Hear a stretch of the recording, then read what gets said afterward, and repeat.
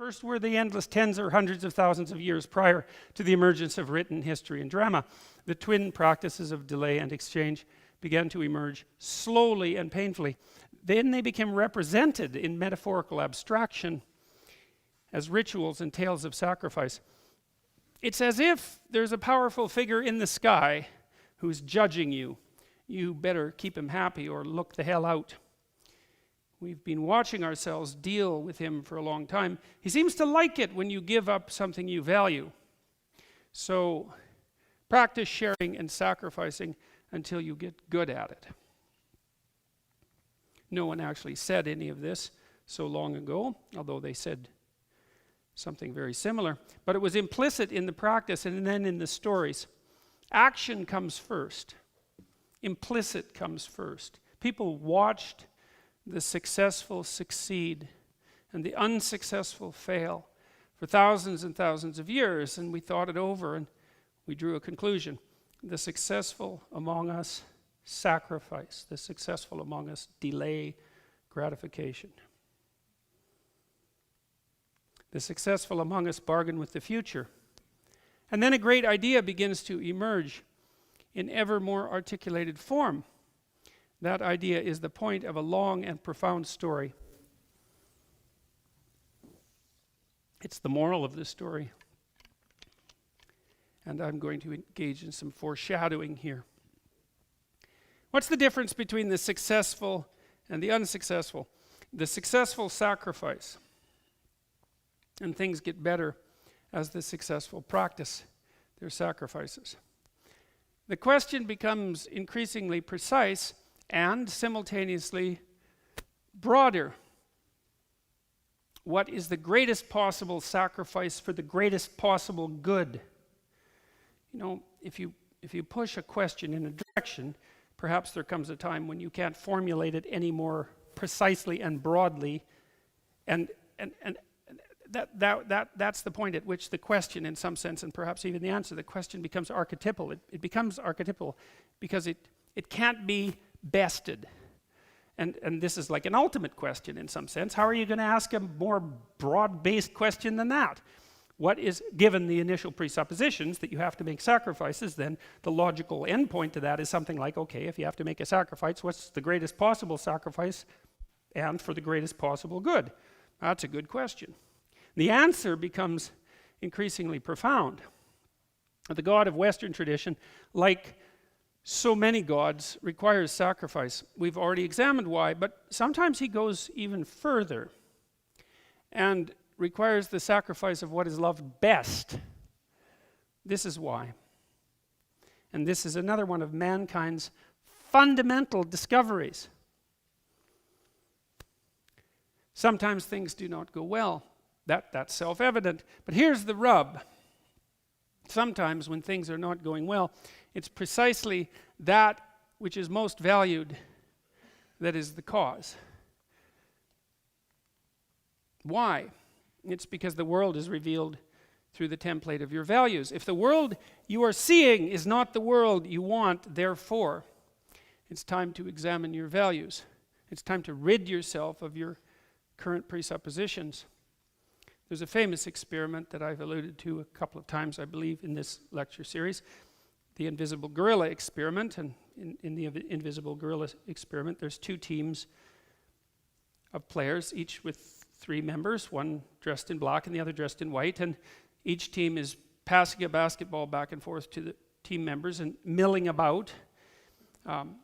You see a video of them doing so. They basically fill the video screen, and the white team is passing a basketball to the white team members, and the black team is passing a basketball to the black team members, and your job, as far as the experimenter is concerned, is for you to count the number of times that the black team passes the basketball back and forth. So that's what you do. So now you have an ambition and an aim and a value.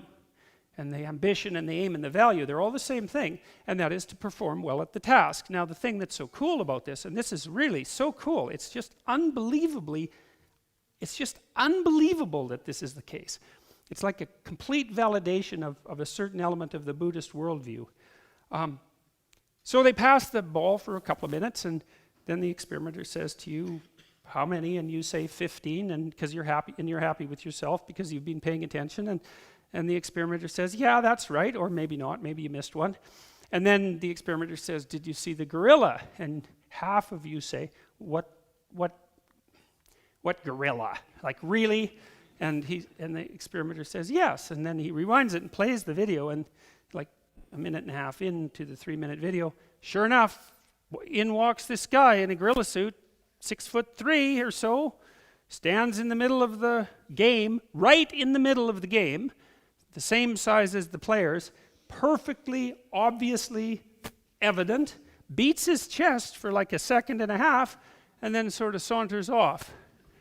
And half the people who watch the video don't see the gorilla, which is absolutely shocking. And what that means is that your ambitions blind you to the nature of reality. Now, they illuminate some reality, but they blind you to most of it. And that's fine, because there's not a lot of you in some ways. You're a very pinpoint thing, like a laser beam. And so you just can't be attending to everything all the time. But one of the things that you might ask yourself once you know that is that if you're suffering dreadfully, then one possibility is that you're so fixed on the point, the fact that you're so fixed on the point that you're fixed on might be integrally related to why things are going so catastrophically wrong. Now, perhaps not, because, there's a lot of arbitrariness about life. And perhaps you suffer even when you don't deserve to. That seems to happen in the book of Job, for example, because Job is a good guy, and God has a bet with Satan, which seems like another relatively nasty thing to do, to let Satan just torture him. And he does quite nicely, to see if he'll turn against God. And it seems like a rather playground sort of thing for God to engage in. But the point is that even in a document like the Old Testament, there's ample suggestion that sometimes people just get wiped out and hurt, even if they're living good moral lives, aiming properly and all that. There's an arbitrariness in life that's not eradicable. But it's possible that it's what you're clinging to that's hurting you. And it's even possible that it's the thing that you're clinging to the hardest that's hurting you the most. That could easily be someone you love. Like, lots of times I see people in therapy and they're miserable for one reason or another. And sometimes it's because they have a very close relationship with a family member, and that just isn't working. The family member, for the sake of simplicity, we'll say, is not really oriented towards helping them have a good life. The family member is instead oriented towards making them as bloody miserable as you can possibly make anyone. And what would you say? Exploiting the bond between family members in order to enable that. And then sometimes the sacrifice that's necessary is either merely distancing yourself from that person, sometimes substantively, and sometimes seriously distancing yourself from them, like, we don't talk anymore, ever. And so that's pretty damn rough, and it hurts and all of that. But it's a good example of the fact that sometimes, in order to extract yourself from the miserable bit of chaos that you happen to be enmeshed in, you have to let go of what you love best. If the world you are seeing is not the world you want, therefore it's time to examine your values.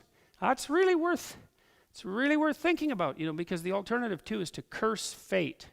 Right? Because if it isn't you, and there's nothing you can do to change, there isn't something you're doing that's wrong, then it's fate itself, it's the world itself, it's other people, let's say, because they're a huge part of the world, or it's the nature of the world itself, or it's God himself in whatever form you either believe in or don't believe in, because it's fundamentally all the same in the sort of situation that I'm describing.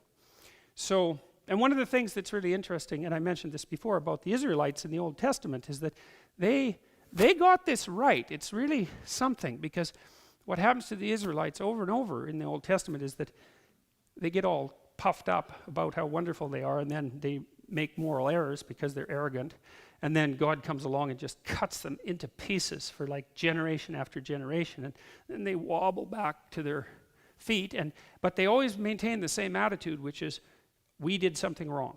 We did something wrong. It's like an axiom, rather than observation, is that if things are not laying themselves out for us as they should be, then we cannot curse God. We have to look to ourselves. Well, and you think, well, why not curse God?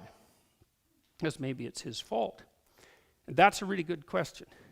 And one of the things that I've tried to figure out over the last 30 years is, well, why not just curse God? Because there is this arbitrary element to existence, and we are vulnerable, and there is plenty of suffering, and things are unfair. Like, there's problems, right? There's injustice and unfairness and all of these things, and endless suffering. So why not just lay it at the feet of God? And whether God exists or not, in some sense, by the way, with regards to the metaphysics of this particular discussion, is not relevant. The point remains the same either way.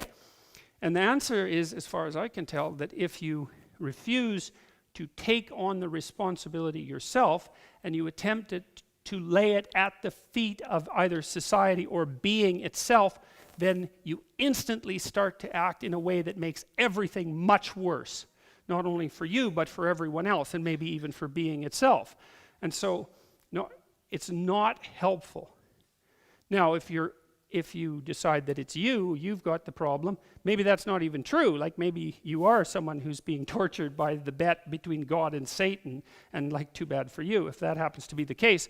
But it still seems to be the appropriate thing for a human being who's standing on his or her own 2 feet in a proper manner to take the responsibility on for themselves, regardless of the counter arguments that might be made against it. That's really something.